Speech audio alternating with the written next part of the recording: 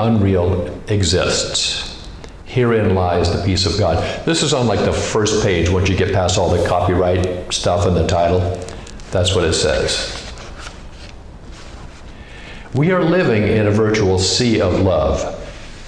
One could make the case that the entire universe is held together by cosmic love.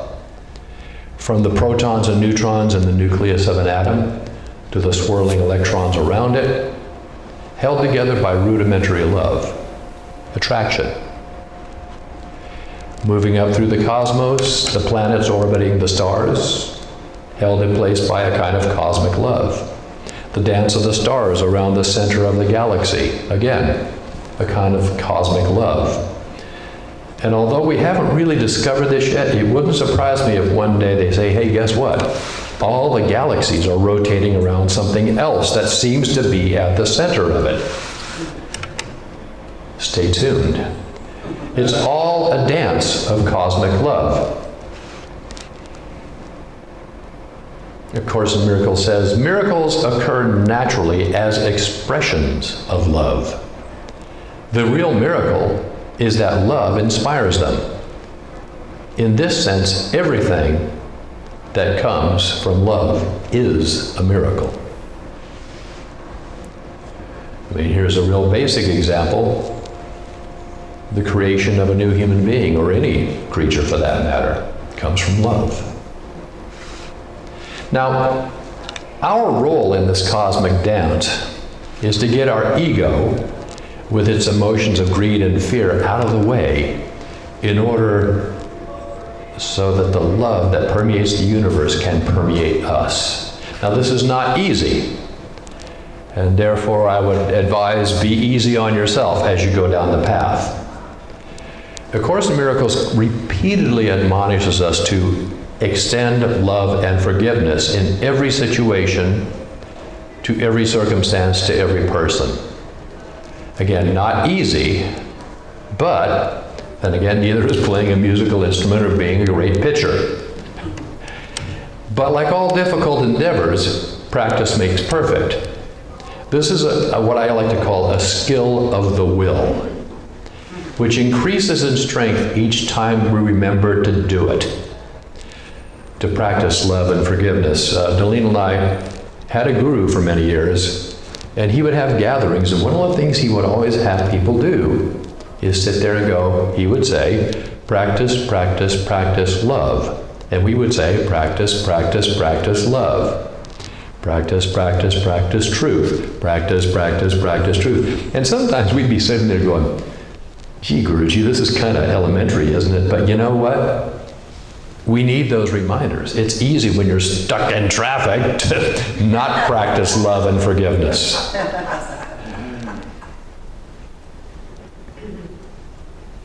The Dalai Lama said it this way: whenever possible, choose loving kindness, and it is always possible. Possible. If we remember and if we practice. Think of a person or a situation in your life where you did manage to forgive. And you'll see that it not only felt good, but it healed the relationship.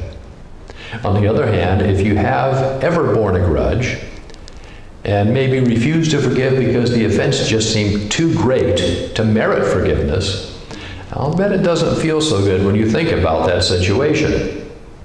You know, we've all heard the old saw, holding a grudge is like drinking poison and expecting the other person to drop dead. Forgiveness is the best antidote for that kind of poison. And again, sometimes it takes a little practice. We did an exercise up in Ojai years ago where we were told by the instructor to think of something that just really got you uptight for whatever reason.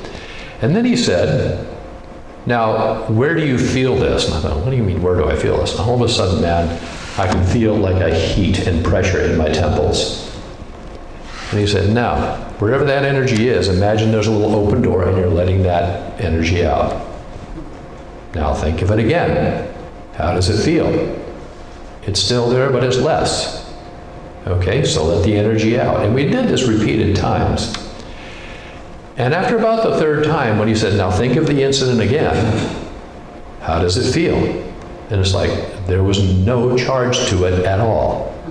It's amazing where we store our lack of forgiveness and love, our anger, our fear.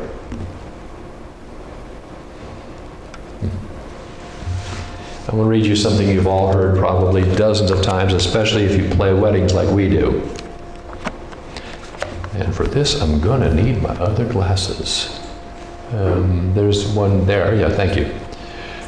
Much smaller. See, I always blow up my print to 14 point, and this Bible is at about 10, so give me a second. Thanks, honey. This, by the way, is from the George M. Lamsa translation of the Bible. Is anybody familiar with George Lamsa? This is the cover of it. I love this translation because he was an Aramaic scholar. In fact, in his early days in Assyria, they spoke Aramaic in his village, so he was totally fluent in the language of Jesus. Interesting. This is 1 Corinthians chapter 13. Though I speak with the tongues of men and of angels and have not love in my heart, I am become as a sounding brass or a tinkling cymbal. And though I have the gift of prophecy, understand all mysteries and all knowledge, and though I have all faith, so that I could remove mountains, and have not love in my heart, I am nothing. And though I bestow all my goods to feed the poor, and though I give my body to be burned, and have not love, I gain nothing. Love is long-suffering and kind. Love does not envy. Love does not make a vain display of itself. It does not boast.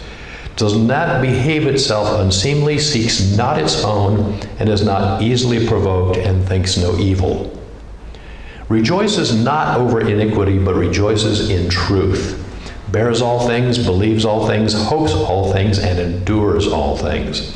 Love never fails. But where there be prophecies, they shall fail.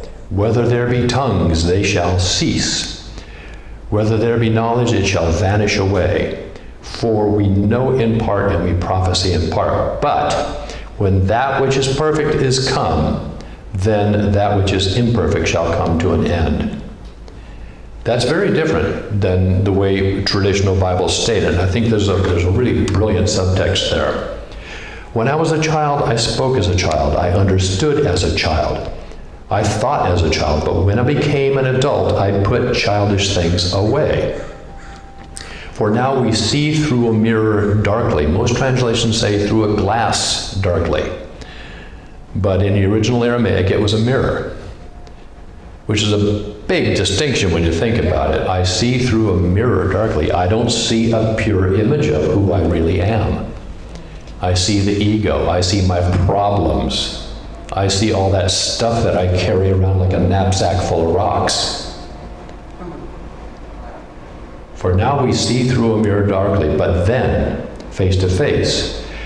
Now I know in part, but then I shall know, even as I am also known. In other words, you will know yourself as God knows you, as pure light, as pure love.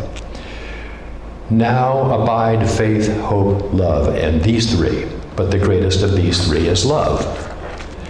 So really, really brilliant passage. It's read at weddings almost all the time. I've even heard it read at some Jewish weddings. Very interesting. So, got to find my place again. What we're hearing from St. Paul is that we must keep coming back to love as our foundational operating emotion. We have within us, as a matter of willpower, the ability to change our thoughts. And by so doing, as Charles and Myrtle Fillmore said, change our lives. Change your thoughts, change your lives. Because thoughts lead to actions. Actions lead to results and consequences. So why not start with a good thought? One of my favorite authors was Ken Keyes. He wrote this book in the 70s called The Handbook to Higher Consciousness. Has anybody read it? It was a big, big bestseller back in the 70s. And I think we're all old enough to have been around then. Yeah? Okay. Maybe a few little kids here. He calls this the instant consciousness doubler. That's a bold claim, right? So here's what he says. Expand your love, your consciousness, and your compassion by experiencing everything that everyone does or says as though you yourself had done or said it. That's the instant consciousness doubler. Let me repeat that. Expand your love, your consciousness, and your compassion by experiencing everything that everyone says or does as though you had said or done it yourself. That kind of puts a new perspective on it, doesn't it? That's the old, walk a mile in another person's shoes. Now, you may be thinking to yourself, well, I would never have done something like that. Yeah, maybe now that you're a grown-up and you've been on the path for a while, but what about when you were 17? You might have done something like that. And I'll bet if you search your past, you will find, oh yeah, I did kind of do stuff like that back in the day. We all have things that we would rather we had not done. And knowing that, thank you, got a good amen there. And knowing that, we can extend forgiveness and love to others and to ourselves. Because in the final analysis, this is the only way out. This is the only way off the wheel of karma and reincarnation, as they would say in the East. It's the only way out of the insane cycle of violence and retribution that we see play out in our world over and over again as far back as history tells us. And if you don't believe me, watch the news tonight. One of my favorite philosophers and rock stars, Jimi Hendrix, says, when the power of love overcomes the love of power, then the world will know peace. There's a great story in chapter 8 of the Gospel of John where a woman is about to be stoned to death for adultery. And Jesus steps up in front of the crowd, and in classic Jesus fashion, he says, "He who is without sin among you, let him be the first to throw a stone at her." We often hear that as "let him cast the first stone," but in the Lamsa translation, he says, "Let him be the first to throw a stone at her." It's kind of funny what happens after that. So I'm going to kind of paraphrase the narrative here. The men drop their stones, look down at their feet, and kind of slink away. And the crowd disperses, and they all kind of go, Jesus. And Jesus then tells the woman who was about to be stoned that she is forgiven. And to go ye forth and sin no more. That from the King James Version. I love that phrase. Go ye forth and sin no more. This is the essence of love and forgiveness. We don't cast stones at others or ourselves because of our imperfections. Rather, we understand, and so we forgive. And as Jesus instructed, we make an agreement with ourselves to do better next time.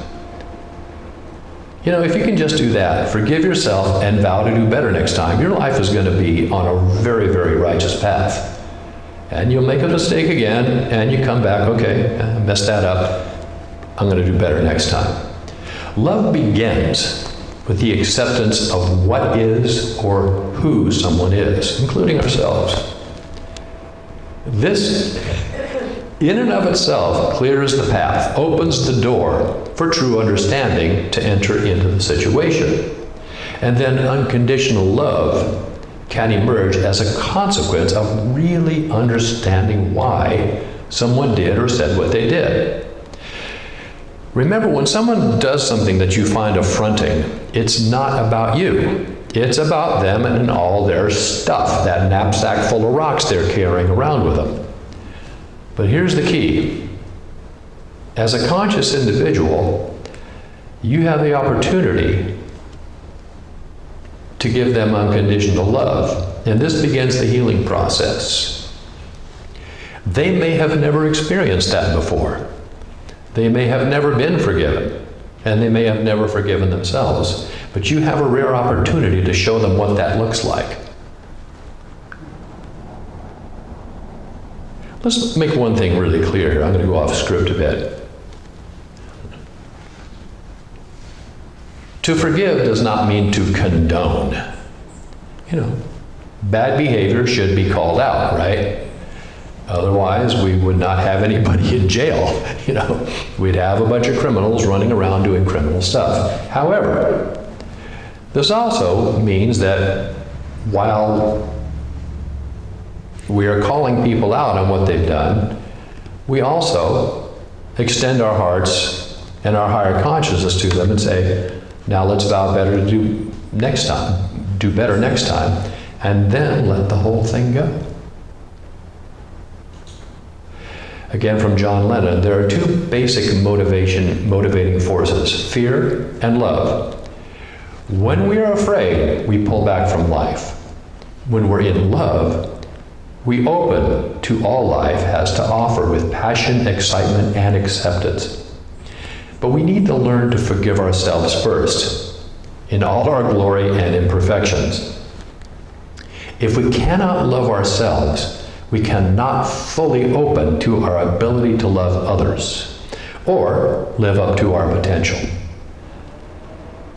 And as John would say, evolution and all hopes for a better world rest in the fearlessness and the open-hearted vision of people who embrace life. So finally, I would like to close the talk with two quotes from two people at opposite ends of the religious spectrum. And yet, you know what? There is no opposites in religion because it all comes down to love. The first one, I am not sure exactly what heaven will be like, but I know that when we die, and it comes time for God to judge us, He will not ask, how many good things have you done in your life? Rather, He will ask, how much love did you put into what you did? And that's a quote from Mother Teresa. On the other end of the spectrum, clear across the other side of the globe, Lao Tzu, the author of the Hua Hu Qing and the Tao Te Ching, he says, offer unconditional love to all life and trust. Notice with trust, there's no fear, right? Trust in the invariable positive nature of the universe. Doesn't get any more plain than that, does it? Thank you.